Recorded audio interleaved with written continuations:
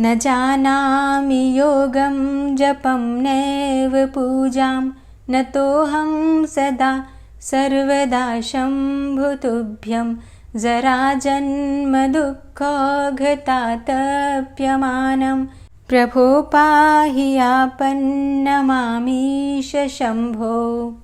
जय भोलेनाथ। आज की कथा में आप सभी भक्तों का हार्दिक स्वागत है। भगवान भोलेनाथ और माता पार्वती की कृपा सदैव आप और आपके समस्त परिवार पर बनी रहे। दोस्तों, आज आप सुनने वाले हैं सावन मास की कथा का 20वां अध्याय। तो भगवान भोलेनाथ का ध्यान करके आज की पावन कथा का प्रारंभ करते हैं। श्री नारद जी कहते हैं, हे अर्जुन, नाभि के पुत्र जो ऋषभ नाम से प्रसिद्ध हुए हैं, उनके नाम पर कलयुग में नाना प्रकार के पाखंडपूर्ण मतवादों की कल्पना हो जाएगी, जो लोगों को मोह में डालने वाली होगी। उन्हीं ऋषभ जी के पुत्र भरत हुए और भरत के शतशृंग हुए। शतशृंग के 8 पुत्र और 1 कुमारी कन्या हुई। पुत्रों के नाम इस प्रकार हैं, इंद्रद्वीप, कसेरु, ताम्रद्वीप, गभस्तिमान, नाग, सौम्य, गंधर्व तथा वरुण। इनके अतिरिक्त जो कन्या थी, उसके मुख की आकृति बकरी के मुख के समान थी। ऐसा होने का एक महान आश्चर्ययुक्त कारण था, जिसे बताता हूँ, ध्यानपूर्वक सुनो। महिसागर के तट पर जो स्तंभ तीर्थ है, उसके समीपवर्ती दुर्गम प्रदेश में एक दिन एक बकरी अपने झुंड से भटक कर चली आई। वहां लता पताओं से एक जाल सा बन गया था। बकरी प्यास से पीड़ित थी और वो जो ही उधर से निकली कि लता जाल में फंसकर मृत्यु को प्राप्त हो गई।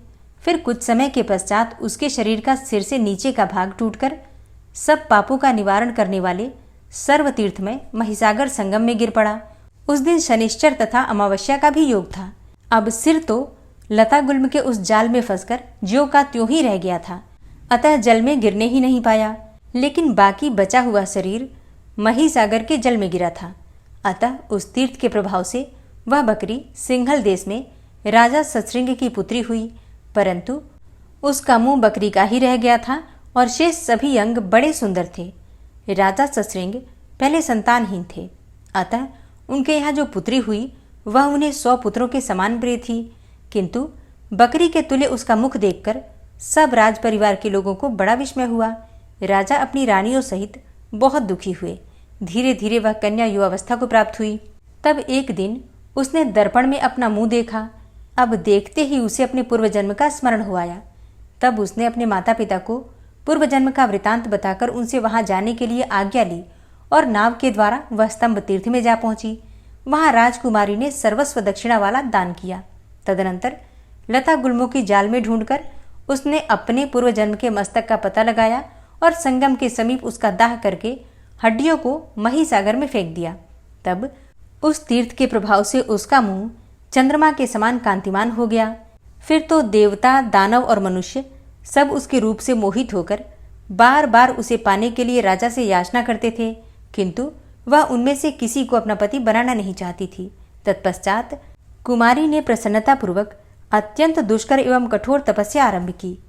तपस्या करते करते जब 1 वर्ष पूरा हो गया, तब देवाधिदेव महेश्वर ने उसे प्रत्यक्ष दर्शन दिया और कहा कि मैं तुझे वर देने के लिए आया हूँ।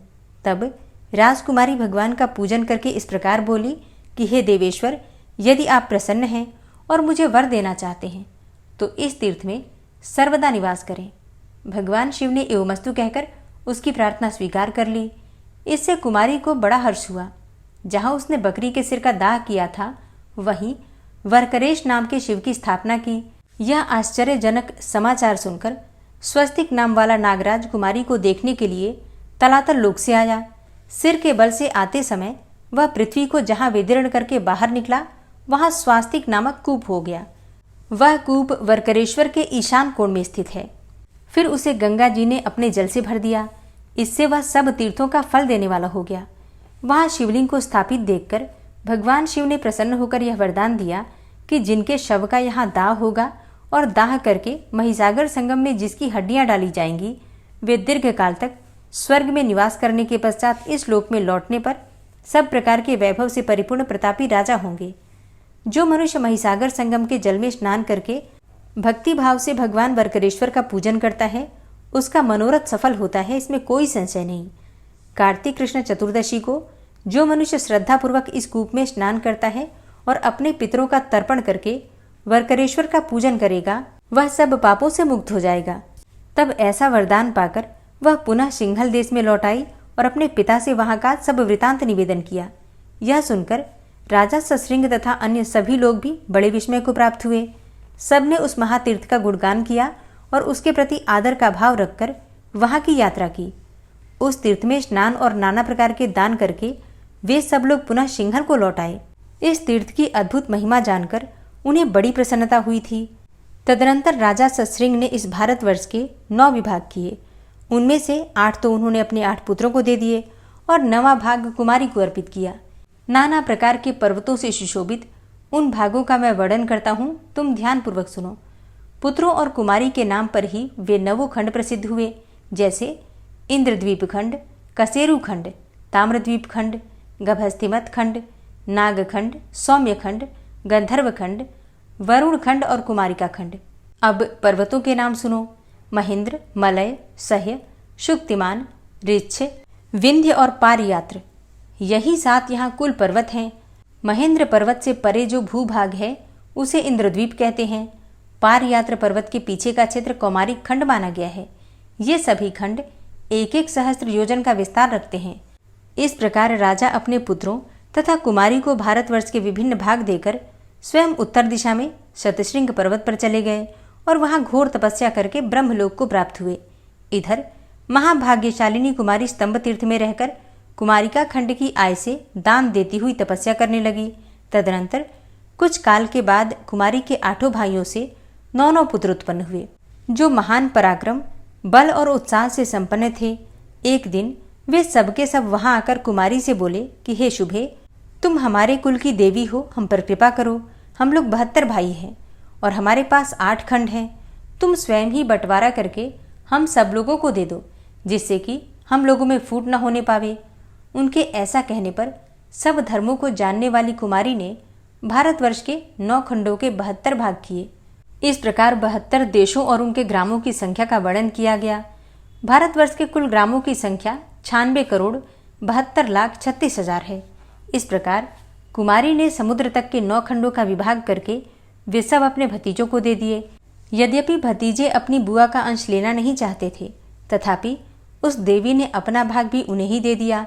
इसलिए इन सब देशों में कुमारी खंड ही चतुर्वर्ग का साधक होने के कारण सबसे श्रेष्ठ बताया गया। उसमें भी महिसागर संगम ही गुप्त क्षेत्र है, जिसे कि कुमारी जानती थी। अतः उस गुप्त क्षेत्र में कुमारेश भगवान का पूजन करती हुई वह महान व्रत का पालन करने लगी।